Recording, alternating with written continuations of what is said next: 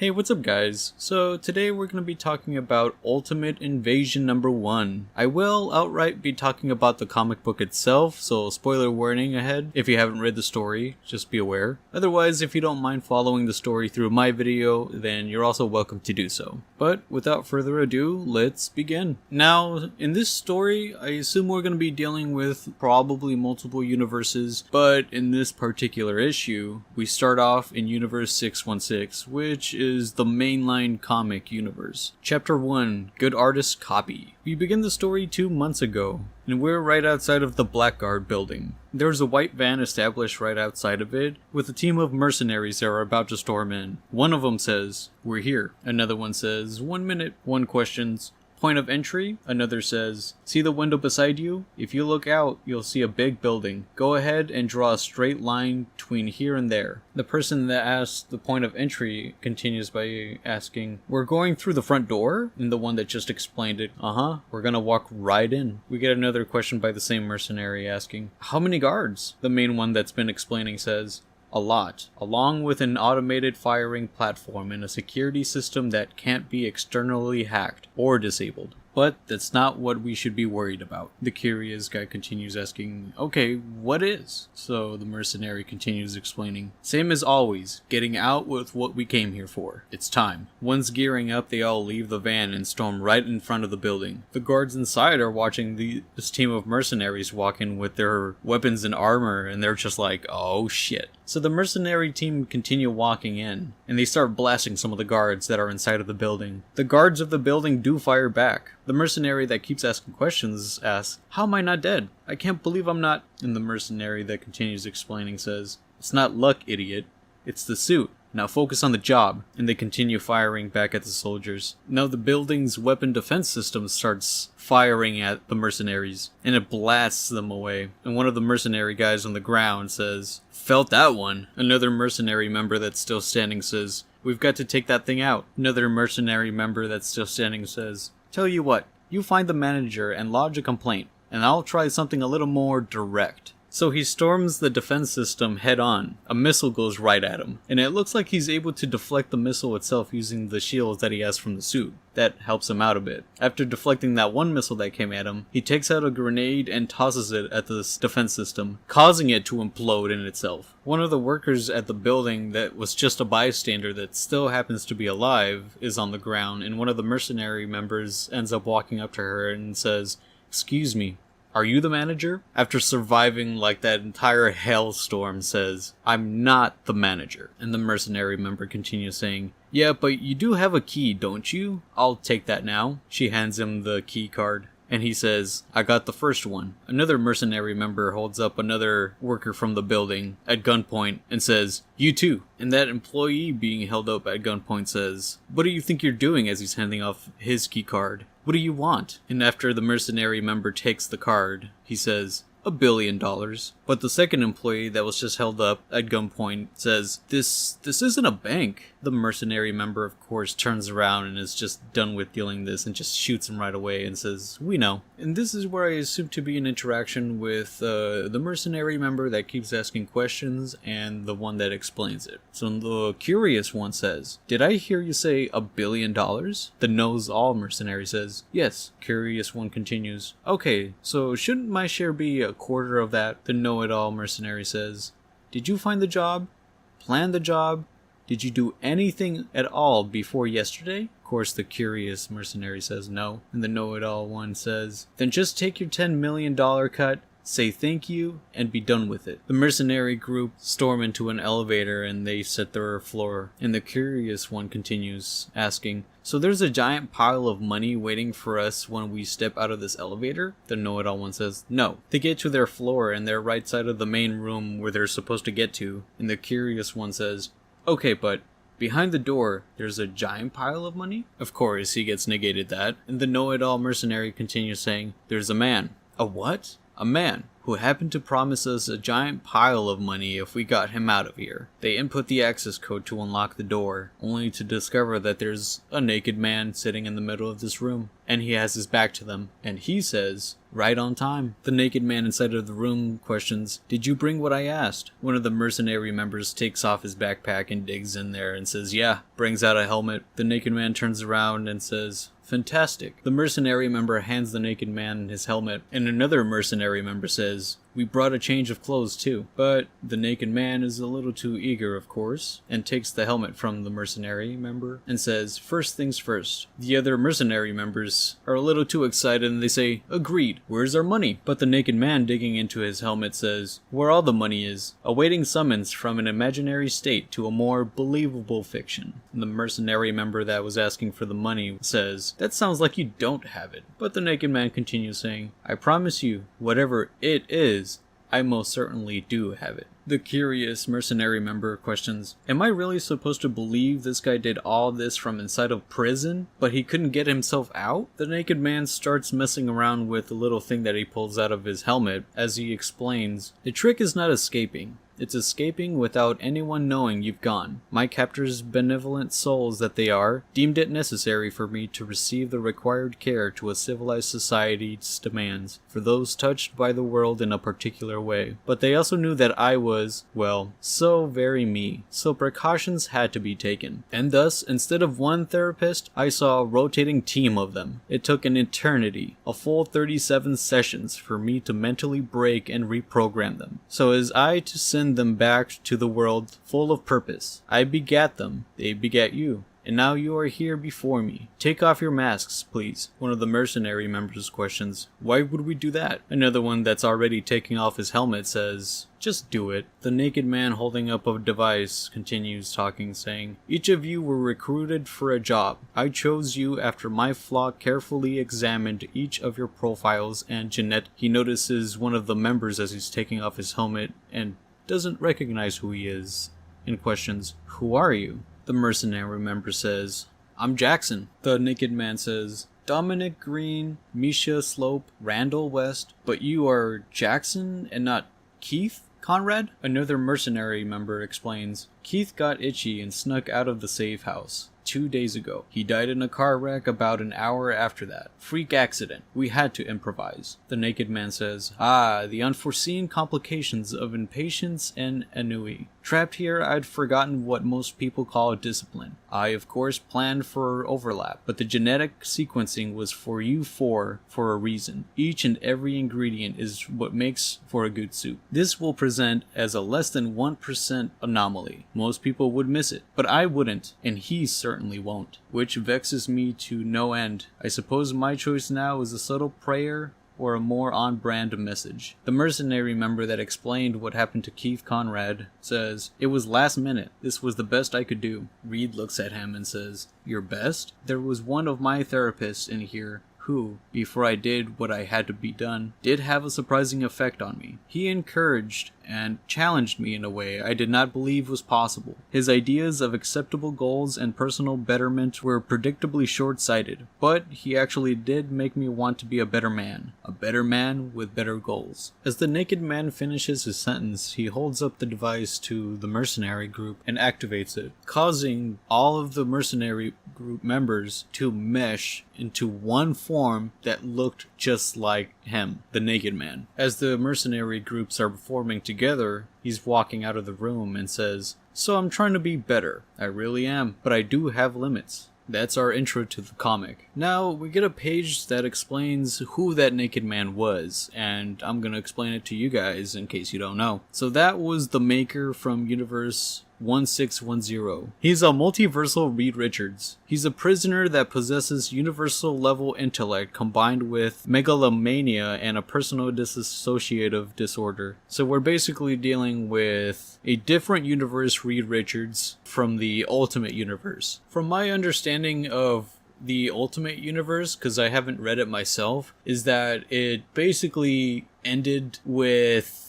the only survivors actually being the Maker himself, which is the naked man from the intro of the story, and Miles Morales. So they're both in Universe 616, which As a reminder, that's the main comic universe. Miles Morales and the Maker are from the Ultimate Universe. Next part of the story is 6 weeks ago, the Blackguard building, and it looks like it's destroyed. And the Reed Richards from 616 universe is having a conversation with the Black Panther from that same universe. And the Black Panther looks like he has his army with him. I forgot what they were called, but he has his army with him, right? And they're exploring the Blackguard building, which is now destroyed. The Black Panther asks Reed Richards, "All around us, our cities are crumbling. I know that many might consider something like this the apotheosis of modernity's blight, but I would not count myself among that number, nor you, Reed. So why are you looking at rubble?" Reed answers, "It's best when beginning these things to remember how much harder it is to build a thing than to destroy a thing. When I saw the footage, watched the explosion and the building go down, I couldn't stop thinking about it, like my mind was trying to solve a puzzle that didn't present as one. So I tried to take a closer look, but I wasn't allowed." The Black Panther acknowledges, and Mr. Fantastic continues talking, saying, "And then, like manna from heaven, my good friend with years of government influence and connections came for a visit, and I just had to show him the sights," referring to Black Panther having,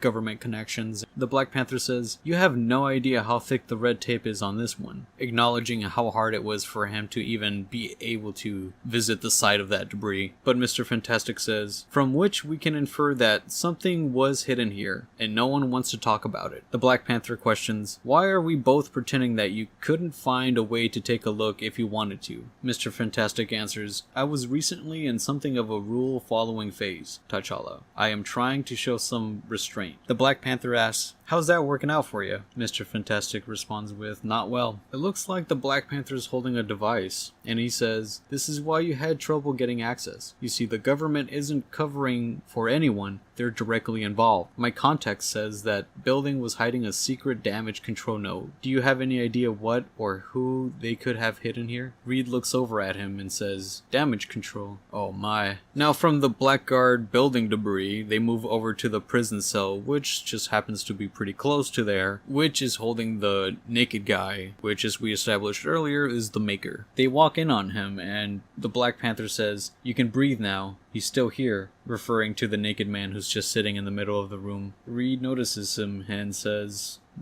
"Perhaps. Is that really you, Reed? Are you really me?" The Maker that's just sitting in the middle of the room starts melting and decomposing and says, "If you can't tell by now, could you ever?" And I'm assuming that was supposed to be a decoy that would be left there, that would be like a perfect image one-to-one of the Maker so that, no one notices that he actually escaped. But because of the change of that one mercenary member, they ended up using Jackson instead of Keith. The fake decoy of the Maker ends up just melting immediately right as they walk in to investigate it. The Black Panther says, "You're the smartest man in the universe, Reed, and now there's an evil version of you loose in the world. This has to be handled quickly. Where do you think the Maker's gone?" Mr. Fantastic answers, "I'm less worried about where he is, and more about what he's doing and why." Now we move over to a week later, and we're at the Baxter building. There's a silhouetted figure that's just walking through the halls, holding the helmet. I'm assuming that's the Maker. And he walks by a room whose door opens up to reveal some kid, and he asks, "Dad? Dad?" as the Maker continues walking, but you could only see his silhouette, and he does like a little be quiet kind of motion, signaling him to, go back to sleep. The Maker does walk into this room in the Baxter building, puts on his helmet and sits down and says, "There you are. I knew you had it in you," leaving up to question what the Maker did at the Baxter building. Then we move over to the next day, and we're at the necropolis, and all the strongest heroes are gathered up, including Mr. Fantastic, Xavier, Black Bolt, Iron Man, Black Panther, Doctor Strange, and Namor. And I'm assuming this is supposed to be like the Illuminati group of this universe, but I never read much of the Illuminati comics myself, so I can't really say. But this looks like a gathering of some of the most strongest, most influential heroes in this planet, so I'm just gonna assume it's like the Illuminati. So what did he take? Referring to the Maker and what he ended up doing at the Baxter building. But Reed says, "I'm not sure. He closed the loop. Covered his tracks well. What we do know is where he went after that, don't we? And here's where we get explained what the Maker's been up to. And they say, he came here to Wakanda and successfully stole enough vibranium to forge into who knows what. Then he appeared in New Arctic land and made off with 4 inhuman Terrigen spheres, each one with enough energy to power a large city for over 1,000 years. After that, he stole a bridge of mine that was not supposed to be in storage at the secret Stark warehouse in Long Island, and then somehow made off with the mutant gateway, which were supposed to be unmovable and useless to anyone not possessing a mutant gene. God knows what he's thinking there. He then absconded with an immunity lance he founded in the Sanctum Sanctorum, and finally in the ruins of Atlantis he secured one of their few functioning diluted shields, apparently at no small cost. The why of why we are gathered here today is the lingering question. What is the Maker making? The Black Panther says, given enough time, I'm sure we could make some assumptions of what he's building based on the resources gathered. But the 2 gateways, both the spear and the shield, why the redundancies? Iron Man says, it's a message to the inevitable gathering of the group of us. Some kind of unmistakable grand gesture, talking slowly for the children. He wants us to know. Black Panther follows it up. Yes, the components he stole are unique and identifiable. He has to know that we'll be looking for those energy signatures. And he has to know that we'll know when he turns it on. Iron Man asks, so what are we waiting for? Later that same day in Brooklyn, we cut over to Miles Morales, who's just sleeping in bed inside of his room. A voice out of frame says, how can you possibly sleep with the world moving as it is? The gears of this fraudulent infernal machine grinding our bones to dust. The Maker does a loud, bright thing to wake up Miles, scaring him off to jump onto the ceiling, and he looks at the Maker from up there and questions, who are you? The Maker responds with, have we not met? I cannot tell with so many of you. The masks, the monikers, and more than that, the repetitive nature of so many of you heroes. Miles asks again, who the hell are you? The Maker says, you are Miles Morales, and I am your brother. Miles questions, what? The Maker continues explaining, I read about you in his records. I'm assuming he's referring to this universe's Reed Richards. It was some trick of universal rebirth and reality, shaping as I understand it. But according to the secret history, it's something every creature on this planet in this universe shares. But you and I have something that sets us apart from them, apart from their shared history. We are the only 2 survivors of a dead universe, Miles. The only living children of gods erased from history. Did you know that? Miles questions, did you not? Already establishing that Miles knew that he's been from a different universe. But the Maker says, no, not in the way I do now. But if they know, then you must feel the same itch that I do. The one you cannot reach. The one you cannot scratch. The pull of nothingness and the oblivion that we share with the world we are from. The feeling of lives erased and forgotten. Miles now questions, after listening to him talk, why are you here? The Maker turns to Miles's window to look outside and says, I'm going home. Would you like to come with me? Miles is shocked and says, oh man, you're totally serious, aren't you? The Maker says, yes. It felt wrong to go and not ask you to come along. I would want to be asked if the roles were reversed. Miles says, nah, I'm good. The Maker's left there in silence for a moment. But without looking at Miles, he hands him a card and says, if you change your mind, and disappears out of there. Miles looks at the card and says, huh, it's blank. We cut over to the actual conflict now, and it looks like the Maker has definitely created the machine that he intended to make, and it looks like it's force field off, with all the heroes that I mentioned earlier from the Illuminati group simultaneously trying to get in. Mr. Fantastic says, you're not getting away with this. We're gonna stop you. The Maker, standing safely inside of his force field, says, now Reed, why would you lie to yourself like that? How can you stop me when you know neither where I'm going nor what I'm going to do? And I promise you,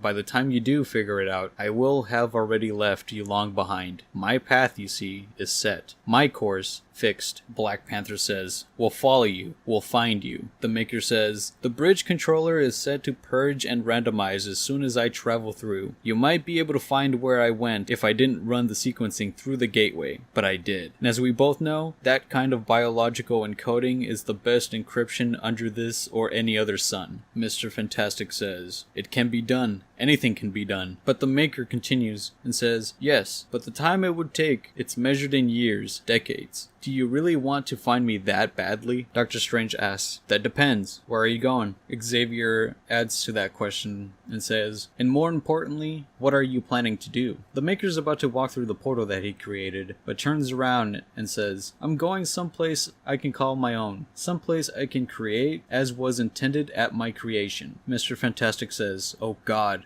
I know what he's going to do. We have to stop him while we still can. Do it! Do it now! And all the heroes try attacking once again simultaneously, but the shield is too strong and they can't get in. After their simultaneous attack has ended, the Maker's just looking at them and questions, finished? Mr. Fantastic responds with, you know better than that. Now the Maker starts walking through the portal, but asks Mr. Fantastic, do I? I've often wondered, if our roles have been reversed, would I be any different? Would you? It's why I waited, why I left this trail for you to follow. It was for this moment, so I could ask you one simple question. If you could do it all again, if you could truly change things, if you had the chance, would you erase me from existence? After a moment of silence, Mr. Fantastic responds with, yes. And right before the Maker fully walks through the portal, he finally responds with, I'll keep that in mind. And all the heroes that were trying to stop the Maker from doing what he was doing are just left there to watching the Maker actually fulfill his plans. Whatever they are, he's doing them. And that's how our story ends for those heroes. Now we cut over to Universe 6160, the epilogue. It looks like we're in a scientific research lab. We're watching Liz Allen and Peter Parker's side of the story. Liz tells Peter, you're late, Peter Parker. What a surprise. Peter says,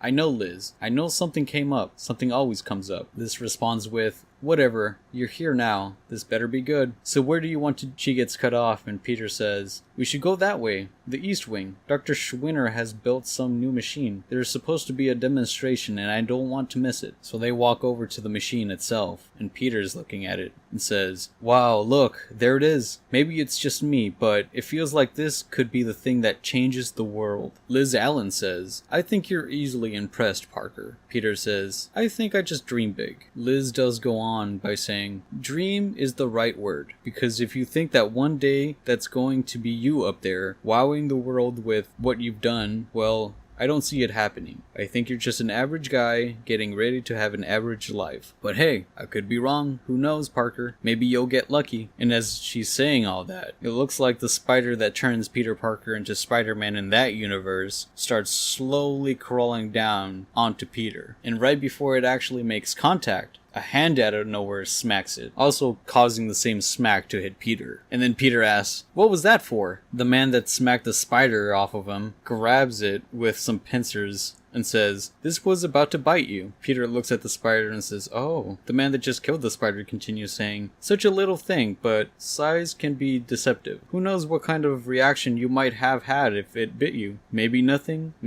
happens. Maybe something does. The only way to know for sure was to let the little monster have its way with you. I, however, would have had to let it happen while I watched. And with such power as insignificant in this instance as it seems, comes so small measure of responsibility. And who really wants to live in a world where men like me stand by and do nothing? I know I don't. And it's revealed that the man that killed the spider that was about to bite Peter Parker is also the Maker, who just killed the spider and put it inside of a test tube. Well, I don't necessarily know if it's actually dead, but it's inside of a test tube. That's how Ultimate Invasion #1 ends. Now, what do I think about the comic book itself? Well, I heavily enjoyed it. It was a pretty damn good comic. It was a very good setup that got me intrigued for what's to come next. They established the Maker character as this almost unstoppable force. You know, it's just an evil Reed Richards from the Ultimate Universe, and he's back to try to, what I'm assuming is,